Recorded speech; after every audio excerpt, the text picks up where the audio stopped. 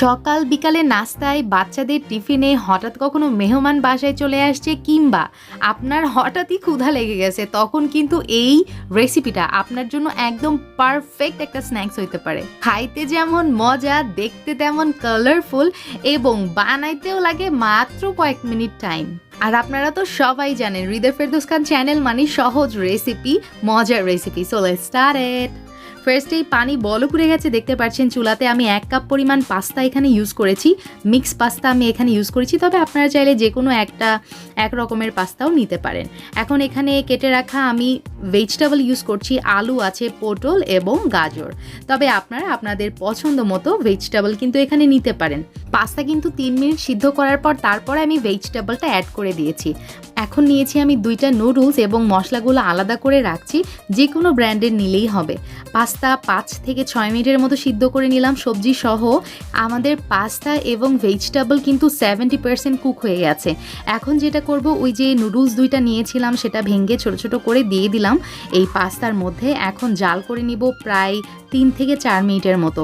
Viewers, এই টাইমটা কিন্তু অবশ্যই খেয়াল রাখবেন, তা না হলে কোনোটা কম সিদ্ধ হবে বা কোনোটা বেশি সিদ্ধ হবে, খাইতে কিন্তু ভালো লাগবে না। আচ্ছা, আমাদের নুডলস, পাস্তা, ভেজিটেবল সব কিছু কিন্তু খুব সুন্দরভাবে সিদ্ধ হয়ে গেছে। এখন আমি একটা স্ট্রেনারে এই পানিটা ছেঁকে নিচ্ছি। আচ্ছা, এখন একটা বড় সাইজের কড়াইয়ে পেঁয়াজ, কাঁচা মরিচ এবং 2 টেবিল চামচের মতো তেল দিয়েছি। পেঁয়াজটা একটু লাইট পিঙ্কিশ কালার হয়ে গেলে আমি অ্যাড করে দিচ্ছি 3টা ডিম। 3টা ডিম দিয়ে আমি ডিমগুলো খুব সুন্দরভাবে ভেজে নিব। খুব সুন্দরভাবে ভেজে নিব বলতে স্ক্রাম্বল করে নিব। এই পর্যায়ে ডিমের মধ্যে লবণ অ্যাড করার দরকার নেই।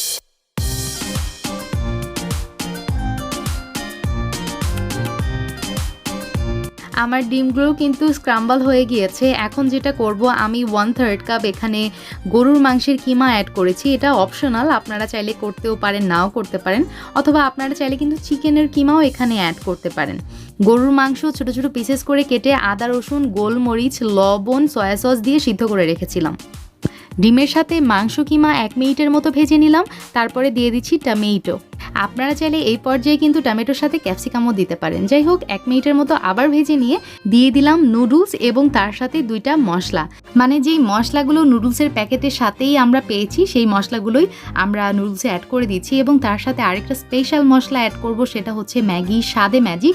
এইটা অবশ্যই অ্যাড করার চেষ্টা করবেন। এইটা অ্যাড করলে আপনার এই স্ন্যাক্স বলেন বা নুডলসের টেস্টটাই কিন্তু চেঞ্জ হয়ে যাবে।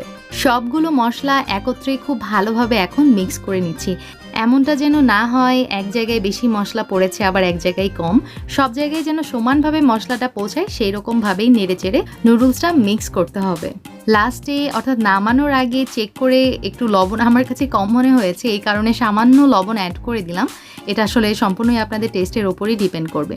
যাই হোক, আলহামদুলিল্লাহ আমার স্ন্যাক্সটা কিন্তু একদমই রেডি। আর এই পর্যায়ে আমার ভিউয়ার্সের জন্য ছোট্ট একটা টিপস, এটা হচ্ছে আমি ফার্স্টে যেই টাইমিংটা বলেছিলাম অবশ্যই সেই টাইমিংয়ের দিকে খেয়াল রাখবেন, তা না হলে নুডলসটা যদি বেশি শক্ত থাকে অথবা বেশি নরম হয়ে যায়, খেতে কিন্তু মোটেও ভালো লাগবে না। সো সবাই ভালো থাকবেন, ইনশাল্লাহ আবার দেখা হবে। আল্লাহ হাফেজ, আসসালামু আলাইকুম।